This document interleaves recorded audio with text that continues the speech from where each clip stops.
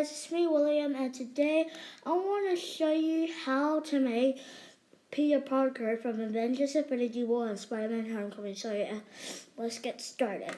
So first, this hair is from like the series 18 Lego minifigure series, and with the red brick guy. I don't know his name, just comment down below if you know his name is. But comment down below if you can find a better hair than this one. Next for the hair is from Marty McFly from the Back to the Future. So yeah, I think this is a good face, and I think this is like a good scare face for him. So yeah. The jacket, I just painted black and then put some a bit of blue tack on it and then some white sticky tape. And so yeah.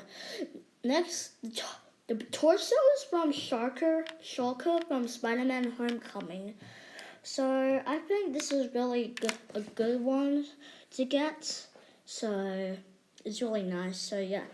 So then the arms are from the Batman in the swimming suit. So just tell me in the comment section below if you know his name in the Batman legend. But then I just put some white sticky tape and color it like peach color. And then the hands are from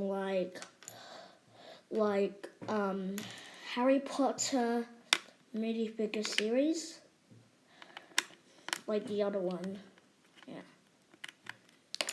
Alright, so the legs are from just plain ones.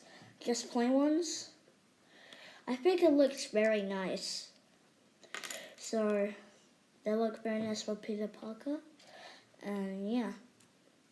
Next, let's move on to the Spider-Man mask. The Spider-Man mask is from Avengers Infinity War, Iron Spider, or Spider-Man, or from Spider-Man Homecoming. You could get any ones with the Civil War ones, but that's one came out in 2016. It's very hard to find. So yeah, it looks really good. I am really happy how it turned out. So it's really nice. And yeah, that's the end of the video, guys. Hope you enjoyed it. Make sure to like, comment, share, and subscribe. And I'll see you guys next time.